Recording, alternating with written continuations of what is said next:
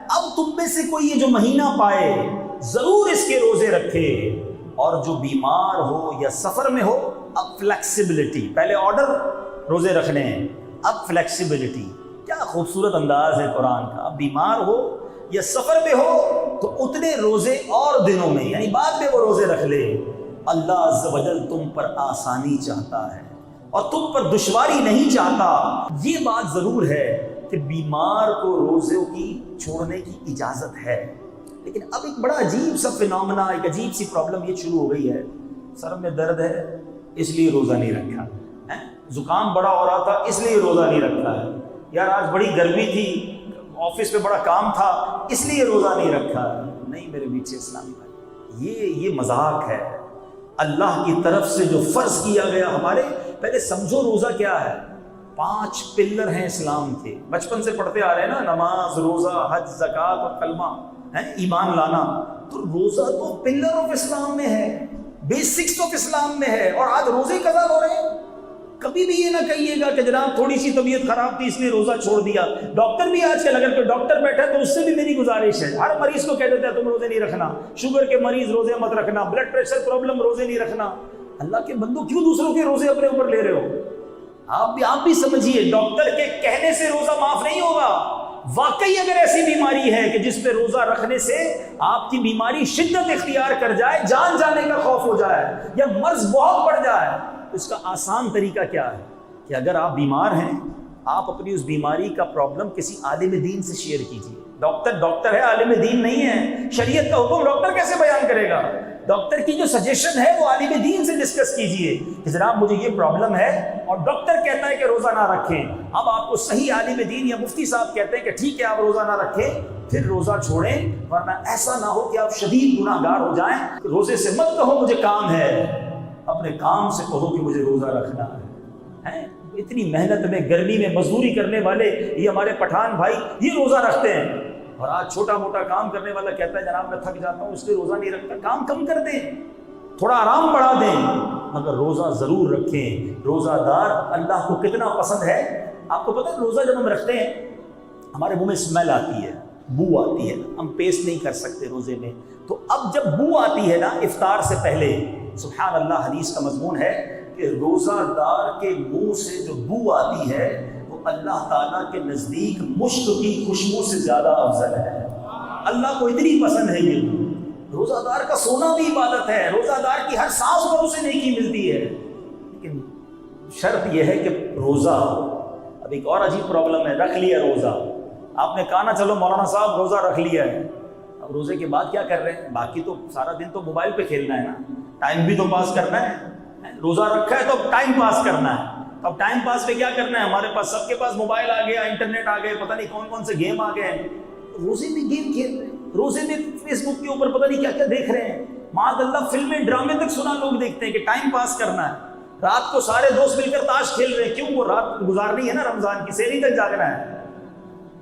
استغفر اللہ، رمضان اس لیے نہیں آیا میرے میٹھے اسلامی بھائی، شاید لوگوں کو پتہ نہیں ہے۔ میں آپ کو ایک ایگزامپل کے ذریعے سمجھاتا ہوں۔ ہم میں سے بہت سارے، ہم سارے ہی گناہ گار لوگ ہیں، بہت ساری غلطیاں کرتے ہیں، کسی کی زبان پر ہو سکتا ہے گالی گلوچ ہو جو کہ غلط ہے، لیکن وہ مسجد میں آ کر گالی دیتا ہے۔ بتائیے مسجد میں کوئی گالی دے تو آپ کیا کریں گے؟ شرم نہیں آتی؟ مسجد میں گالی دے رہے ہو۔ اسی طرح کوئی شخص باہر گانے باجے سنتا ہے، غلط ہے، لیکن مسجد میں آ کے ہیڈ فون لگا کے کوئی گانے سننا شروع کر دے، آپ کیا کہیں گے؟ اللہ کے گھر میں حرام شدت ہے نا، گناہ زیادہ خطرناک ہو جاتا ہے اللہ کے گھر میں۔ بالکل اسی طرح اور مہینوں کے گناہ اپنی جگہ، رمضان کا گناہ بہت زیادہ شدید عذاب لاتا ہے، سمجھو اس بات کو۔ رمضان نارمل مہینہ نہیں ہے، شیطان کو بند کر دیا گیا ہے نا، جو ہمیں برگلاتا ہے، جو ہمیں بہکاتا ہے وہ قید ہے، اور بندہ رمضان میں بھی گناہ کر رہا ہے، رمضان میں بھی فلمیں، رمضان میں بھی ڈرامے، رمضان میں بھی میوزک، رمضان میں بھی بے حیائی، رمضان میں بھی جھوٹ، رمضان میں بھی گالی، رمضان میں بھی جھگڑا۔ ابھی تو پلاننگ ہو رہی ہوگی نا کہ رات کو کون سی گلی میں نائٹ ٹورنامنٹ ہونا ہے۔ استغفر اللہ، یہ رمضان اس لیے آیا ہے کہ ہم رمضان کی راتیں سمجھو، رمضان کی راتوں میں رحمت کا ندا دینے والا فرشتہ ندا دیتا ہے کوئی مانگنے والا کہ اس کی مراد پوری کی جائے، ہے کوئی توبہ کرنے والا کہ اس کی توبہ قبول کی جائے، ہے کوئی سوالی کہ اس کا سوال پورا کیا جائے۔ سنو، حدیث پاک میں میرے آقا فرماتے جس کا مضمون ہے جب رمضان کی پہلی رات آتی ہے اللہ تعالیٰ زمین والوں پر نظر رحمت فرماتا ہے، اور جن پر نظر رحمت فرمائے گا ان کو کبھی بھی عذاب نہیں دے گا۔ سچ بتاؤ ہمارا حال کیا ہونا چاہیے تھا؟ سارا سال گناہ کیے ہیں، اب تو جھولی پھیلائے دامن پھیلائے حاضر ہو جانا تھا۔ اے اللہ گناہگار آیا ہے، بدکار آیا ہے، رمضان کی پہلی رات ہے، اے اللہ تو رحمت کی نگاہ فرمائے گا، ہمیں محروم نہ کیجیو، ہم گناہگاروں پر بھی رحمت کی نگاہ فرما۔ روزانہ افطار کے وقت حدیث پاک کے مضمون کے مطابق 10 لاکھ گناہگار جہنم سے آزاد کیے جائیں گے۔ ذرا بتاؤ تو صحیح، 1 ملین گناہگار بخشے جا رہے ہیں۔ افطار کے وقت میرا ایٹیٹیوڈ کیا ہونا چاہیے تھا؟ سارے گھر والے دسترخوان پر بیٹھتے، ہاتھ اٹھتا، آنسو بہتے کہ اے اللہ آج بھی 10 لاکھ بخشے جائیں گے، مالک آج بخشے جانے والوں میں میرا نام لکھ دے، میرے ان بچوں کا نام بھی لکھ دے، میرے ماں باپ کا نام بھی لکھ دے، ہمیں محروم نہ کیجیے۔ مگر ہمارا افطار میں تو افراتفری ہوتی ہے، شربت آیا نہیں آیا، پکوڑے آئے نہیں آئے، چاٹ بنا کے نہیں بنا، گھر میں ہنگامہ، الٹا اس میں بھی لڑائی۔ ہر گھر میں ایسا لگتا ہے افطار کے وقت بیوی کو برا بھلا ہی کہہ رہے ہوتے ہیں، وہ بھی انسان ہے، کمپیوٹر تھوڑی ہے، بیچاری اس نے بھی روزہ رکھا ہے، گرمی کے دن ہے، کچھ چیز کبھی پیشی ہو گئی، چھوڑو ساری چیزیں، آؤ بیٹھو اور دعا مانگو، یہ مانگنے کا وقت ہے۔ لیکن ٹوٹلی مائنڈ چینج ہے ہمارا۔ رمضان کہ اگر ہم تھورلی ایٹ اے گلانس اگر دیکھیں کہ رمضان کی تیاری کیا ہو رہی ہے اس وقت، چلے صرف کراچی پر نظر دوڑاتے ہیں تو نکلے ذرا روڈوں پر، جتنے سپر اسٹور ہیں اس پہ آپ کو لائنیں نظر آئیں گی، گاڑی پارکنگ کی جگہ نہیں ہے۔ کیوں بھائی؟ رمضان کی شاپنگ ہو رہی ہے، گھر والوں کو شربت لینا ہے، کیچپ لینی ہے، سموسے کی چیزیں لینی ہے۔ اچھا بھائی، اور کیا تیاری ہو رہی ہے؟ جتنے ریسٹورنٹ ہیں ان کے باہر بورڈ لگنا شروع ہوئے ہوں گے، سحری آفر، افطاری آفر، رات کو دیر سے مڈ نائٹ آفر۔ اچھا جناب، اور آگے جائیں تو نوجوان کی ٹیمیں بنی ہوئی ہوگی کہ بھائی کرکٹ ٹورنامنٹ کدھر ہونے والا ہے، یہ پلاننگ ہو رہی ہے۔ مجھے بتاؤ تو صحیح کہ یہ رمضان کا فوڈ فیسٹیول ہے، ہم رمضان کو سمجھ کیا رہے ہیں؟ اچھا کئی ہمارے دکاندار بھائی بیٹھے ہوں گے جنہوں نے یہ معلوم کرنا شروع کر دیا ہوگا 4-5 روزہ تراویح کدھر ہے، 5 دن میں تراویح پوری کریں گے، پھر تو مارکیٹ ساری رات کھولنی ہے، پھر دکانیں کھولنی ہیں۔ باقی فیملی سے پوچھو آپ کا کیا پلان ہے، ان کا کہنا یہ 10-15 روزے کے بعد روزانہ رات کو شاپنگ سینٹر جانا ہے، عید کی تیاری کرنی ہے۔ ایک پوری تیاری میں تلاوت کہاں ہے، عبادت کہاں ہے؟ فلاں اسکیم، افطاری اسکیم، تلاوت اسکیم کدھر ہے؟ کس نے پوچھا کہ بھائی رات کون سی جگہ ہے جہاں میں بیٹھ کر دعائیں مانگ سکوں، میں کچھ تلاوت قرآن، کچھ قرآن سمجھ سکوں؟ رمضان کو کیا بنا دیا ہم نے؟ شاپنگ، پکنک، کھانا پینا۔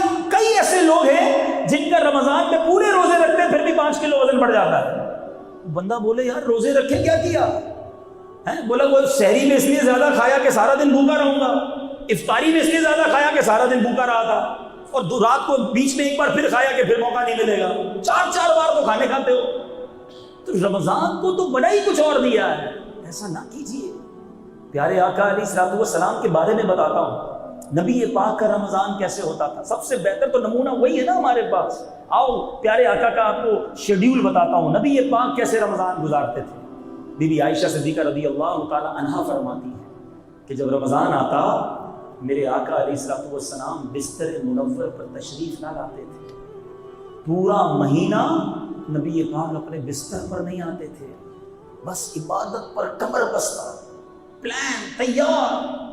کہتی رنگ مبارک تبدیل ہو جاتا تھا، پیارے آقا کا رنگ متغیر ہو جاتا تھا، خوف خدا طاری رہتا تھا، رات بھر دعائیں کرتے، گر گڑاتے۔ نبی پاک بستر چھوڑ دیتے اور ہم بستر چھوڑنے کے لیے تیار نہیں ہوتے رمضان میں۔ لک ایٹ دا ڈفرنس، اتنا سوتے ہیں۔ ویسے میرا یہ مشورہ تو ہے ان لوگوں کو کہ جو گناہ سے نہیں بچ سکتے نا، فلمیں، ڈرامے، موبائل، ادھر ادھر، بہتر ہے سو جاؤ بھائی۔ گناہ سے بچنے کے لیے نیند کر لو وہ ٹھیک ہے، لیکن جاگ کر گناہ کرنا اس کی اجازت نہیں۔ لیکن نبی پاک بستر پر نہ آتے۔ بی بی عائشہ فرماتی ہے، ویسے صحابہ کرام کہتے ہیں نبی پاک سے بڑھ کر کوئی سخی نہیں ہے، مگر پیارے آقا کا رمضان میں دریائے سخاوت ایسے بہتا تھا جیسے تیز آندھی چلتی ہے، اس سے بھی زیادہ نبی پاک سخاوت فرماتے، جو آتا اسے عطا فرماتے، جو آتا اسے عطا فرماتے۔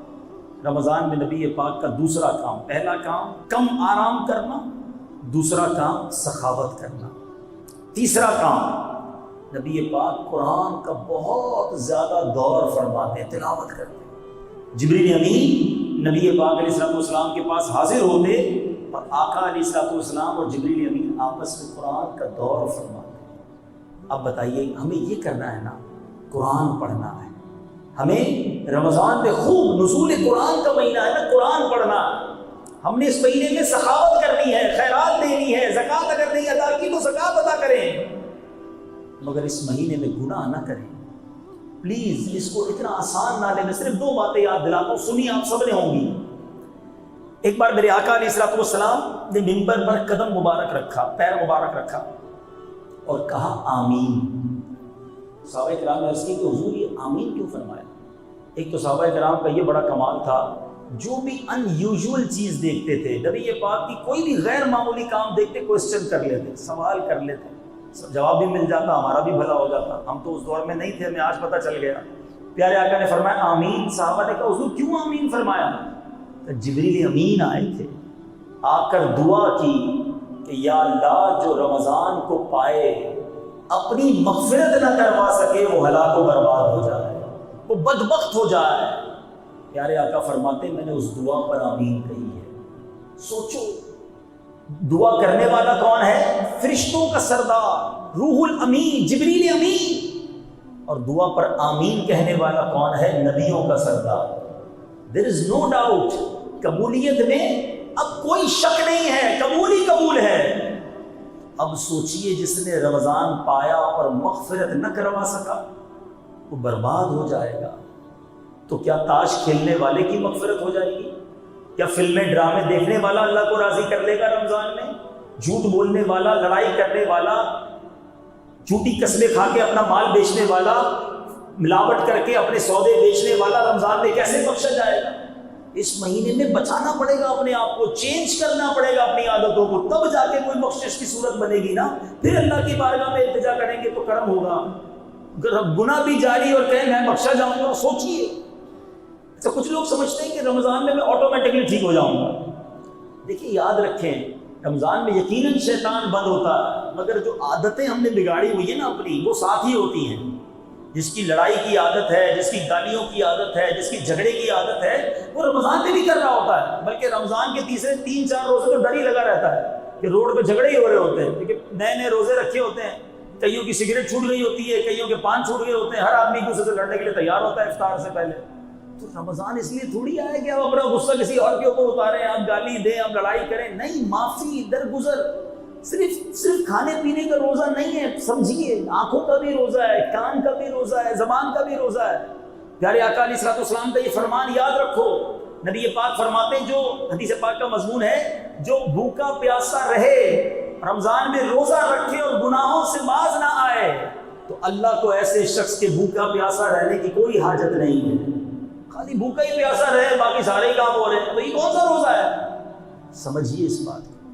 اور ایک اور بڑی اہم بات، ایک بار مولا علی کرم اللہ تعالی وجہ الکریم ایک قبرستان کے پاس سے گزرے، آپ نے قبر کو دیکھا اور اللہ کی بارگاہ میں فریاد کی، مولا مجھے اس قبر کے حالات دکھا دے۔ قبر کے حالات دکھا دیے گئے، آپ پر ظاہر کر دیے گئے۔ دیکھا کہ اس قبر میں مردے کو آگ کے اندر لوٹ پوٹ کیا جا رہا ہے۔ وہ مردہ چیخ کر مولا علی سے کہتا ہے، یا علی میری مدد کیجیے، انا غریق فی النار وحریق فی النار، مدد کیجیے۔ مولا علی نے اللہ کی بارگاہ میں ہاتھ اٹھائے، یا اللہ اس کی بخشش کر دے۔ ارشاد ہوتا ہے، اے علی آپ اس کی سفارش نہ کریں، یہ بندہ وہ ہے جو رمضان میں دن میں تو روزے رکھتا تھا، رات گناہوں سے باز نہیں آتا تھا۔ اب رمضان میں گناہ کرنے والا سوچے، ڈر جائے۔ ہم جیسے آدمی کو تو زیادہ ڈرنا چاہیے، جو روز گناہ کرتا ہے اس کو ڈرنا چاہیے، رمضان میں بھی میرے سے تو گناہ ہو جائیں گے۔ شاید اب بہت سو کو بات سمجھ آئے گی کہ یہ دعوت اسلامی والے پورے مہینے کا اعتکاف کیوں کراتے ہیں۔ یہ بہت کمال کی سوچ ہے کہ بلا شیخ طریقت امیر اہل سنت کی، گناہ سے بچنا بڑا مشکل ہے۔ اگر گناہ سے بچ کے رمضان گزارنا ہے تو بہترین طریقہ یہ ہے کہ پورا مہینہ ہی اعتکاف میں بندے بیٹھ جائے، اللہ کے گھر میں بیٹھ جائے، امید ہے گناہ سے بچ جائے گا اور خوب عبادتیں کر لے گا۔ ایک درد ہے، کوشش ہے میری بھی کہ میں بھی اور آپ بھی، ہم سب مل کر کسی طرح یہ رمضان ایسا گزاریں کہ اس میں ایک بھی گناہ نہیں کریں گے انشاءاللہ۔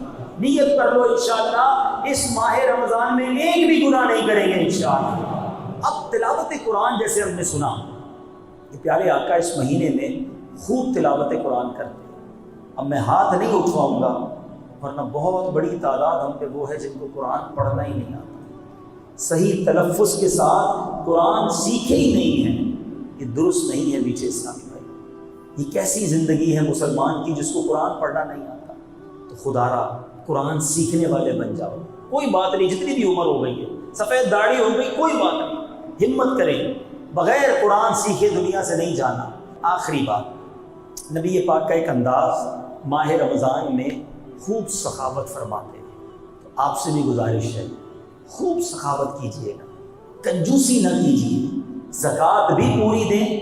ایک بڑے دکھی دل سے آج میں یہ بات کر رہا ہوں کیونکہ ہمارا بہت سامنا رہتا ہے, ملاقاتیں رہتی ہیں لوگوں سے. یہ پہلے نہیں دیکھنے کو ملتا تھا مگر اب ایسا فیل ہوتا ہے کہ بڑی تعداد اپنی زکوٰۃ پوری ادا نہیں کرتی. یاد رکھیے میٹھے اسلامی بھائی, یہ مال کا میل ہے. زکوٰۃ نہ دے کر آپ اپنے پورے مال کو میلا کر رہے ہیں. یہ مال عذاب ہو جائے گا, یہ مال بیماریاں لائے گا, یہ مال کیسے چلا جائے گا آپ کو پتہ بھی نہیں چلے گا. آپ اگر چاہتے ہیں آپ کا مال سیکیور رہے, آپ کا مال بڑھتا رہے, آپ کے مال کی حفاظت ہو, حدیث پاک میں میرے آقا فرماتے ہیں زکوٰۃ دے کر, حدیث کا مضمون ہے زکوٰۃ دے کر اپنے مال کو مضبوط قلعوں میں قید کر لو, یعنی اپنے مال کو سیکیور کر لو. تو پوری حساب لگا کر پورے 2.5% آپ کو زکوٰۃ دینی ہے. کچھ زیادہ دے دیں, کم نہیں ہونی چاہیے. اور یہ فیلنگ مت لایا کرو ہو اتنے سارے زکوٰۃ کے بن گئے, اتنے سارے پیسے نکل جائیں گے. 10 لاکھ روپے جس کی زکوٰۃ بنتی ہے اس کو ٹینشن شروع ہو جاتی ہے. اللہ کے بندے تجھے 10 لاکھ کی ٹینشن ہے, اللہ نے 4 کروڑ دیے تو 10 لاکھ بنے ہیں نا. شکر ادا کر اللہ کا. جس کی جتنی زیادہ زکوٰۃ بن رہی ہے اس کی ٹینشن اتنی بڑھ رہی ہے, اس کا تو شکر بڑھنا چاہیے تھا. اللہ تو نے مجھے دینے والا بنایا, مانگنے والا نہیں بنایا ہے. ذرا سوچو نا, آپ زکوٰۃ جس کو دے رہے ہیں آپ بھی اس کی جگہ ہو سکتے تھے, میں بھی ہو سکتا تھا. کوئی آ کر ہمارے گھر میں راشن مانگنے آتا ہے, کوئی علاج کے پیسے مانگنے آتا ہے, ہم دیتے بھی ہیں, کہتے ہیں میں نے زکوٰۃ دی.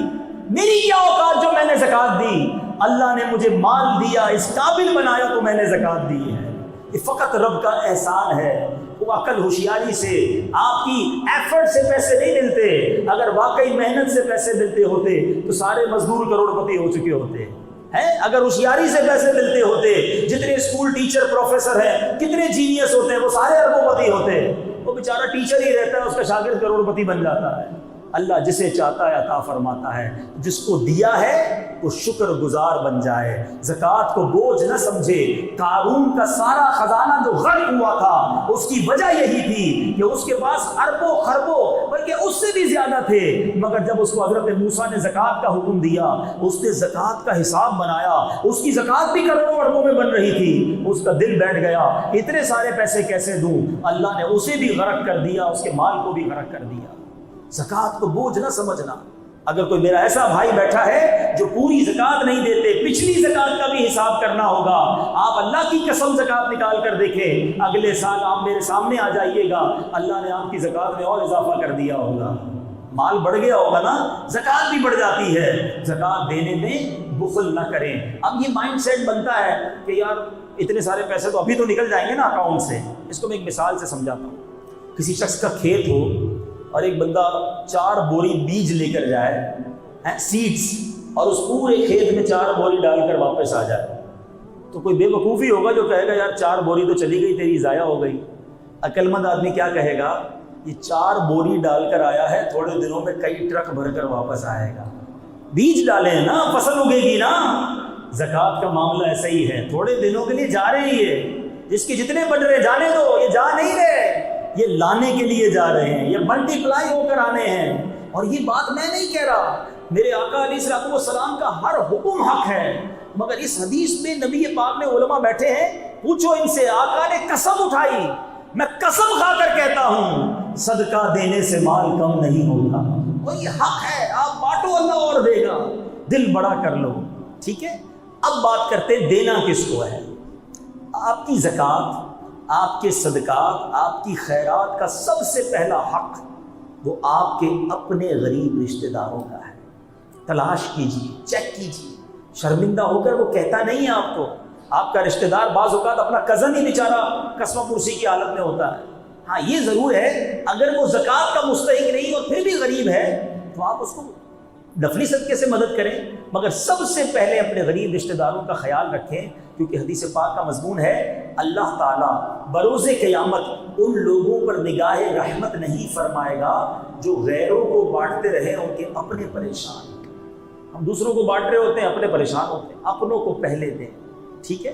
اس کے بعد اپنے غریب پڑوسیوں کو دیکھ لیں، غریب ملازمین کو دیکھیں، ان کی مدد کریں، اور اس کے بعد میرے پیچھے اسلامی بھائیوں، آپ کو لگتا ہے کہ جس کا بڑا بنگلہ ہے، جس کی بڑی گاڑی ہے، وہ بہت سخی ہے، ایسا نہیں ہے۔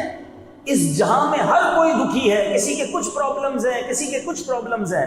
اصل میں مائنڈ سیٹ لوگوں کا یہ بن گیا ہے کہ جس کے پاس پیسہ ہوگا نا وہ سخی ہو جائے گا، جتنا پیسہ ہوگا اتنے پرابلم سالو ہو جائیں گے۔ اگر ایسا ہوتا نا تو دنیا میں کوئی مالدار دکھی نہ ہوتا۔ آپ کا تجربہ نہیں ہے، ہمارا تجربہ ہے۔ ہم دنیا میں روز لوگوں سے مل رہے ہوتے ہیں، بڑے بڑے گھروں میں جاتے ہیں، یقین کریں کبھی کبھی اتنے بڑے گھر میں رہنے والا جب کان میں اپنا پرابلم بتاتا ہے نا تو ہم اللہ کا شکر ادا کرتے ہیں کہ یا اللہ اس سے زیادہ ہمیں سخی بنایا ہے۔ اتنے دکھ ہوتے ہیں، اتنی پریشانیاں ہوتی ہیں، اتنی بیماریاں ہوتی ہیں، کبھی بچوں کے غم ہوتے ہیں، کبھی بے اولادی ہوتی ہے، کبھی نیند نہیں آ رہی ہوتی ہے، کبھی مال چھننے کا خوف ہوتا ہے، کبھی اغوا ہونے کا خوف ہوتا ہے۔ یہ نہ سمجھو کہ سارے سخی ہیں میں دکھی ہوں۔ صحیح بتاؤں، ایک میں آپ کو چیلنج کرنے جا رہا ہوں، جیسی آپ لائف گزار رہے ہیں نا، ایسی لائف گزارنے کے، ایسی زندگی گزارنے کے کروڑوں لوگ خواب دیکھ رہے ہیں۔ جی جناب، ٹھیک ہے آپ بیمار ہیں، ٹھیک ہے آپ غریب ہیں، آپ میں سے کوئی قرضے میں بھی آیا ہوگا، کوئی ایسا بھی ہوگا جو کرائے کے گھر میں رہتا ہوگا، میرا کوئی ایسا بھائی بھی آیا ہوگا جس کے پاس کنوینس نہیں ہوگا، اور وہ سوچ رہا ہوگا کہ کیا ہو گیا مولانا صاحب کو، کہہ رہے ہیں میری جیسی زندگی گزارنے کے خواب۔ جی جناب، جو لائف آپ گزار رہے ہیں، آپ جیسی زندگی گزارنے کے خواب کروڑوں لوگ دیکھ رہے ہیں۔ اب میں ثابت کرتا ہوں کیسے۔ آپ اور میں سب چل کر مسجد میں آئے، کئی ایسے ہیں جو چل ہی نہیں سکتے ہیں۔ آپ اور میں یہاں سے واپس اپنے گھر جائیں گے، ٹھیک ہے نا؟ کئی ایسے ہیں جن کے پاس گھر ہی نہیں ہے۔ آپ اور میں آزاد ہیں، آج بھی لاکھوں مسلمان جیلوں کے اندر ہیں۔ ان کو کتنا ارمان ہوتا ہوگا کہ میں بھی اس بار سحری افطاری اپنے بچوں کے ساتھ کروں، مگر قید ہے۔ آج دوپہر کا کھانا میں نے اور آپ نے کھا لیا ہے، کئیوں نے رات کا بھی کھا لیا ہوگا، مگر کئی لوگ آج بھی ایسے ہیں جنہوں نے صبح سے کھانا نہیں کھایا ہوگا۔ ہم کہتے ہیں ہمارے پاس کچھ نہیں ہے، میں پیچھے رہ گیا۔ آپ اور میں ہاتھ سے کھانا کھاتے ہیں، جاؤ کبھی ہاسپٹل کے اندر، نالیوں کے ذریعے خوراک دی جا رہی ہے، لاکھوں روپے موجود ہیں۔ میں کل پرسوں ایک مریض کو دیکھ کر آیا ہوں، اس گھرانے میں پیسے کی کمی نہیں ہے، بڑے بڑے ڈاکٹرز کو دکھا لیا، علاج کروا لیا، ٹیسٹ کروا لیے، سمجھ ہی نہیں آ رہی بیماری کیا ہے۔ بتاؤ نا، اگر پیسے سے علاج ہوتا تو کروڑوں روپے خرچ کر کے وہ شخص علاج کرا لیتا اپنے گھر والوں کا، نہیں کرا پا رہے۔ اللہ جسے چاہے صحت دے، جسے چاہے سکون دے، رب سے سکون مانگو، سکھ مانگو۔ یہ صرف پیسے کے پیچھے پڑ کر اپنے آپ کو غریب سمجھ کر جو ڈی مورلائز ہو رہے ہو، یہ بے وقوفی ہے۔ خدا کی قسم، وہ مزدور اچھا ہے جو تھوڑا کماتا ہے، حلال کماتا ہے، سکون کی نیند سوتا ہے، بچے نمازی ہیں، فرما بردار ہیں، گھر میں کوئی بڑی بیماری نہیں، وہ بڑا خوش نصیب ہے۔ کیوں بنگلے والے کو دیکھ کر، کیوں گاڑی والے کو دیکھ کر، کیوں پیسے والوں کو دیکھ کر اپنے آپ کو کم تر سمجھتے ہو؟ ہمارا پرابلم ہی یہی ہے، ہم نے زندگی میں ٹارگیٹس ہی کچھ اور بنا لیے۔ میں ادھر اس جیسا گھر لوں گا تو سخی ہو جاؤں گا، ویسی فیکٹری بناؤں گا تو اصل زندگی کا مزہ آئے گا۔ چھوٹی اسکوٹر ہے، وہ بڑی والی جس دن گاڑی لے لی نا، بس زندگی کا مقصد اسی دن پورا ہو جائے گا۔ اللہ کے بندو، یہ کس چکر میں لگ گئے؟ تم بڑی گاڑی لوگے تو تم سے بڑی گاڑی والا پھر نظر آئے گا تم کو۔ اب تو وہ زمانہ آ گیا، لوگوں کے اپنے پرائیویٹ ایئر کرافٹ ہیں، کدھر تک دوڑو گے؟ کس سے لڑائی لڑو گے؟ کس کا کمپٹیشن کرو گے؟ عقل مندی کیا ہے یاد رکھو۔ زندگی کو اگر انجوائے کرنا ہے نا، سیٹسفائی لائف گزارنی ہے، تو زندگی گزارنے کا ایک ہی مقصد، بڑا اچھا طریقہ علماء نے لکھا کہ نعمتوں میں اپنے سے کمتر لوگوں کو دیکھو، بڑے مزے میں آ جاؤ گے، بڑے سیٹسفائی ہو جاؤ گے۔ کمتر لوگوں کو تو دیکھو یار، 15,000 12,000 10,000 کی سیلری میں جو زندگی گزار رہے ہیں، وہ کیسے گزار رہے ہیں ان کو دیکھو۔ اور اگر 10 15 20,000 والا مجھے سن رہا ہے تو وہ ان کو دیکھے جو مسجد کے دروازے پر بھیک مانگ رہے ہیں۔ میں وہ تو نہیں ہوں نا، ہر حال میں اللہ کا شکر ادا کرو. میرے رب نے قرآن میں وعدہ کیا ہے لَإِن شَكَرْتُمْ لَأَزِيدَنَّكُمْ, تم میرا شکر ادا کرو میں تمہیں اور عطا کروں گا. There is a difference. ہم فارمولہ بھول گئے ہیں. اگر اور چاہیے نا نعمتیں, اللہ نے قرآن میں فارمولہ دیا ہے, شکر گزاروں کو دوں گا. آپ زبان سے شکر ادا کرتے رہیں, اللہ کے ہر حال میں شکر ادا کریں, وہ رب کریم آپ کو نوازتا جائے گا, آپ آگے بڑھتے چلے جائیں گے. بہرحال درود پڑھانا انہوں نے. آپ دکھی ہیں, پریشان ہیں, کسی بھی مصیبت میں ہیں, یہ واقعہ درس دے رہا ہے. فریاد امتی جو کرے حال زار. یاد تو کرو نا نبی پاک کو, یاد کیا نا انہوں نے, بھوکے تھے اور یاد کیا.